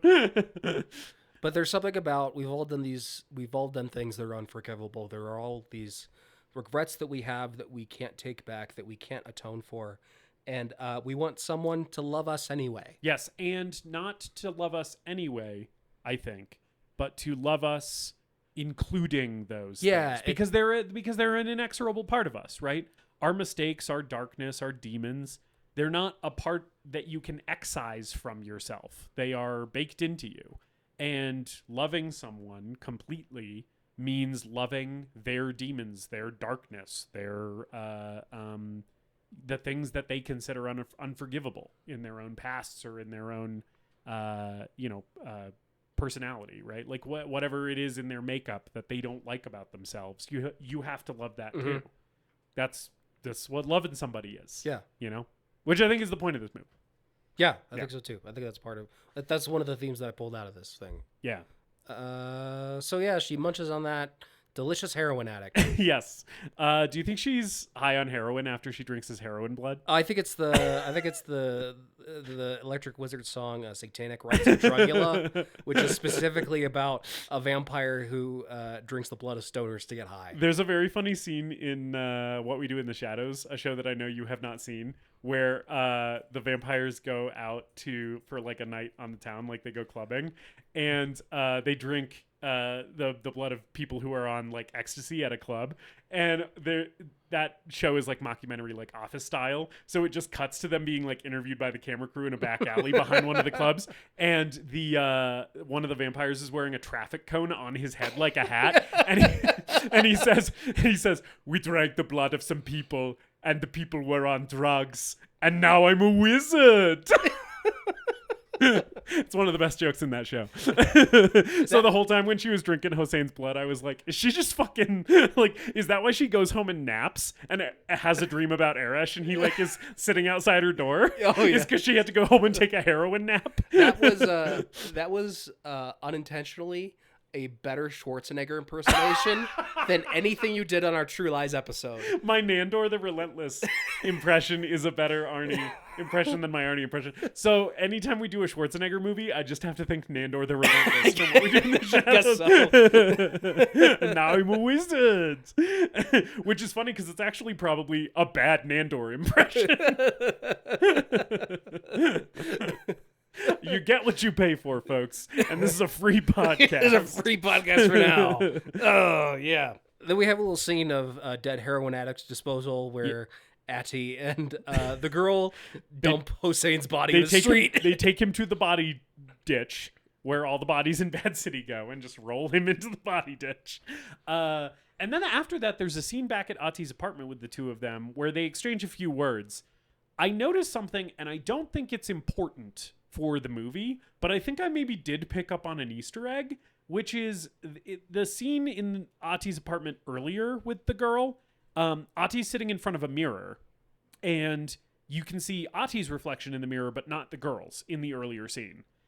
In this scene, you can't see, it's almost, the camera's in almost the same spot in the room, and you can't see either reflection in the mirror anymore. And I'm like, it doesn't matter for the movie, and I don't think it's important. I think it might be a little Easter egg by the filmmakers to indicate that she made Atty into a vampire at some point between body disposal and when they're having this conversation where Atty's basically like, you have to get out of town. Interesting. So it's just a thing I noticed. I could be wrong. It could be just the camera placement is different. But the way I was reading it, watching it last night, and this was the first time I noticed that on my fourth watch of this movie, I was like, I think maybe she's a vampire now. I'll have to go back and look at it because, again, I did not watch this movie in an ideal circumstance. Yeah. On my phone. Anyway, so after she leaves Atty's apartment, she goes home for a heroin nap. and they find Hossein's body. Oh, they don't put him in the body ditch. I forgot because they find him in the alley. Yeah, he's just in the alley. He's just in the alley. I like the point of view shot from Arash's perspective, and the little kid's leading him like by the hand. Yeah, it's good. To the crowd of the 5 people that live in this town. Yep. Gathered around. Yes, everybody's there. The drag queen's there. The child is there. That's pretty much it. Yeah. Actually, don't know if the drag queen's there or not. Yeah, but, I don't know. Whatever. Rich girls may be there. But yeah, and they find Hossein's corpse, and Arash is sad, but also maybe kind of relieved a little bit, potentially. Yeah.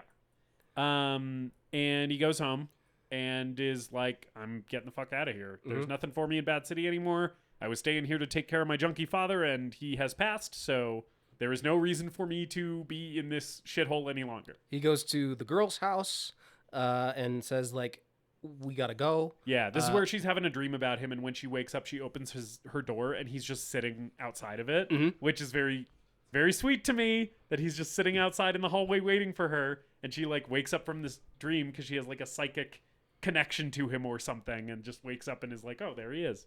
And she walks in and is like, yeah, we got to leave. And one of the things that usually makes me choke up, didn't this time, is, as I mentioned before, he walks in and she's just proudly wearing those earrings still, even though their last interaction sort of ended as like a quote unquote breakup, sort of. It's like she left him in, you know? Yeah. So he's like, we got to leave. We gotta go right now. And she starts kind of packing up.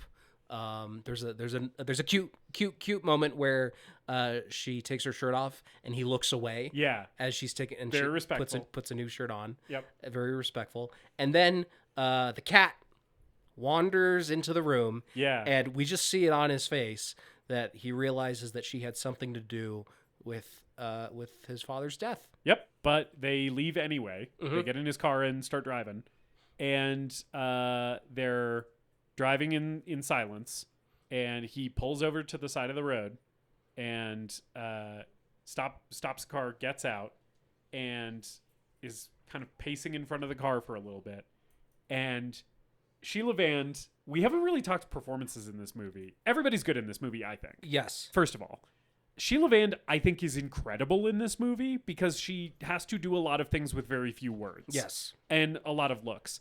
This is one of my favorite moments of her performance in this movie, because he gets out of this car and starts pacing around in front of the headlights. And you are seeing the shot through the windshield across the hood of the car of just her sitting and the cat in the car. And she looks scared and vulnerable and heartbroken and guilty and hopeful all at the same time, and the camera just holds on her as she's cycling through all those things. And I'm like, holy shit, what a great wordless performance by an actress in just a long-held static shot. Yeah. And in terms of her facial expressions, she has to do a lot with a little. Yes. Like she's not doing big, giant expressive facial all expressions. Of it's really subtle. It's all subtle, and it's all in those close-ups. Yeah. And all of those long shots, those long takes that this movie has. I agree. She's fantastic. Yeah. Everyone in this movie is fantastic, but I think she's the standout in particular. Yeah. After watching this movie, I was like, oh, she should be in more things. Why haven't I seen more from her? Yeah. The only other thing I think I've seen her in is Argo. She's in Argo. Yeah. Yeah. I think she's been in a couple things here and there, but like, does a fantastic job in this movie and should be a bigger actress. Yeah, she's great. And in all that facial stuff, like, you totally get what's going on in her head, which is she really doesn't want him to leave. You know, she wants him, and he says that to her in the last scene when they're packing.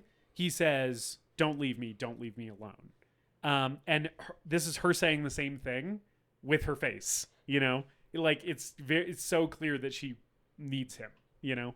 And he gets back in the car and he reaches over into the glove compartment, pulls out a tape and puts it in, because music is kind of the thing that brought them together. So this is like a symbolic that, like, yeah, things are okay. Like, I forgive you for killing my dad. And he starts up this fucking 57 Ford Thunderbird, and the great shot of the rear headlights turning on and illuminating the Iranian license plate. Yeah. And that really iconic Thunderbird bumper, and it just peeling off into the darkness, and they ride off into the night. And that's the end of the movie. Cuts to credits. And there's a fucking banger song over the credits, and all the music in this is amazing. Yeah. And when it cut to credits, I said, hell yeah. Yeah. Justice is a Girl Walks Home Alone at Night, the greatest movie ever made. You bet your fucking ass it is. You knew I was going to say that about Yeah. this movie. I've been talking about this movie. Like you said, it's one of your oldest Letterboxd watch list titles, because I've been recommending it to you for fucking years since I saw it for the first time, because I think this movie is incredible. I think it's really special. I think it's the most romantic movie I have ever seen. Like I said, it's about how love works between people who are not rom-com characters where everything can be perfect in your relationship and you can, always see eye to eye on everything. It's like, no, this is a love story between two real people. And the way that we depict that is by having one of them be a literal monster, right? Because it's like, are we not all monsters sometimes to ourselves and to the people we love, right? And I kind of think that the point of this movie is it's like, we're all broken, we all have demons, and yet to love someone is, again, not to love them in spite of their demons, but to love them demons and all. And I don't think I've ever seen a movie that is about that other than this movie. And so I think it's very unique, not only in the aesthetics that it is adopting, right? Vampire, spaghetti western, 50s James Dean movie, right? Is pretty unique. And I also think it's exploring kind of a unique take on romantic relationships. And I fucking love it. And I think it's amazing. And I really like when she puts that dude's finger in his own mouth. So it's the greatest movie ever made. David is a Girl Walks Home Alone at Night, the greatest movie ever made. Actually, I have a question for you first. Yeah. If this movie were an album, what album would it be? That's a good one. It would have to be something. It feels sort of... I think the vampire thing is making me veer gothic. So the first place my brain went was like typo negative bloody kisses, which is not really that's not really, although that's a very sexy album and this is a very sexy movie. But like, I don't know. It's also sort of hospice, but hospice is the downer. The hospice is the they don't end up together version of the same story, I think. Yeah. Because I think hospice is also about broken people trying to love each other, flaws and all. Mm-hmm. And in hospice, instead of them riding off into the night together to love each other forever, they don't do that. One dies of cancer. So I guess not that. I don't know. Those are the two that came to mind, though. And neither of them are a perfect fit. Okay. Do you have one? I do. Okay. It's funny that you brought up typo negative, because when I was listening to that spaghetti western theme that was playing during the drug dealing montage at the beginning, I was like, this kind of sounds like it could be a typo song. Yeah. Justice, if this movie were an album, it would be Bat Out of Hell by Meatloaf. And I mean that 100% seriously. Wait, no, you're right, though.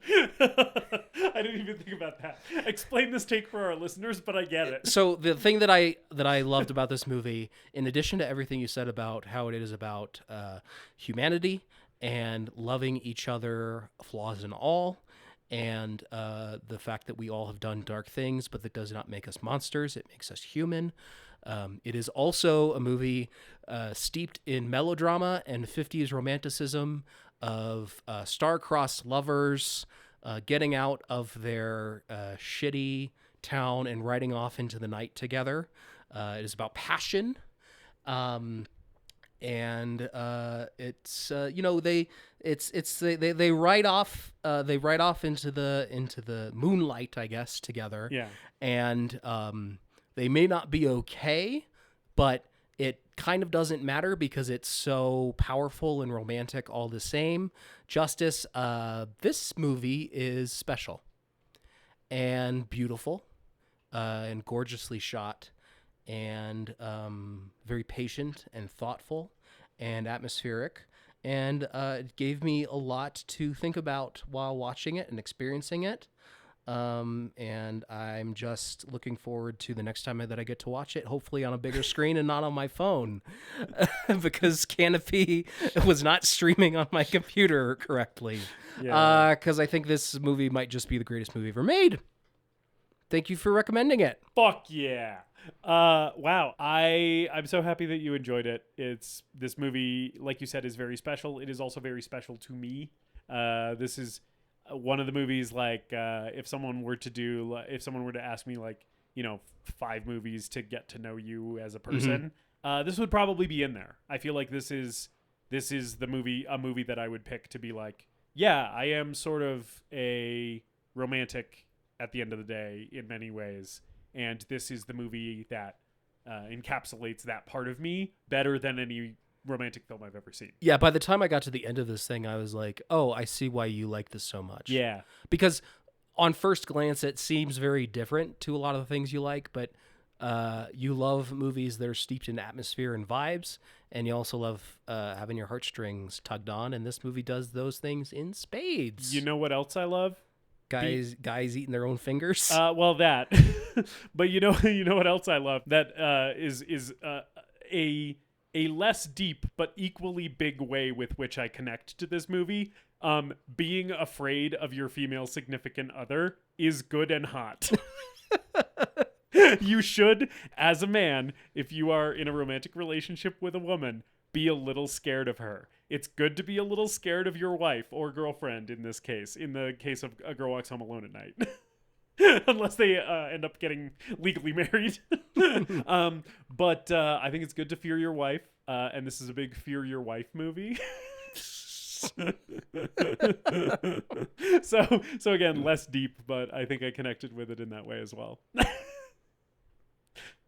I say that like somewhat ironically, by the way. Like nobody needs to like check in on me. I'm fine. She's not abusing me or anything. I just like, you know. I think you've made that joke before. I have. You've talked about being afraid of your wife. Yes, and it's good. It is good for a man to be afraid of his wife. Yeah. Even though mine's not a vampire that I know of. I've seen her in the sun before. Anyway, you can like the show on social media. And subscribe and follow us. I don't know. I figured I should wrap it up. That's fine. Yeah, do that stuff. We love you. We appreciate it. What are we watching next week? Did you ask? Do we have a guest next week? So I just flip-flopped the one that we needed a guest for with this one, but there was another one in between that. So I guess I'll tell you what we're watching because I know. I just changed. I flip-flopped two in the episode order. Are we watching Bloodsport? We're watching Bloodsport. Yes, cool. Bloodsport will be next. Okay, and then we'll get to the one with the guest who I still haven't reached out to because I've been busy. So next week, join us in the Kumite with Jean-Claude Van Damme. I've never seen this movie before. It's going to be fun. And get ready to do some splits and punch some people. With the muscles from Brussels, I hope that this pick does not offend or alienate our very real and that's a good point. Surprisingly sizable Belgian contingent of listeners. Hello, we love you all. We hope you like JCVD. Until then, we love you all so much, and as always, later dipshits.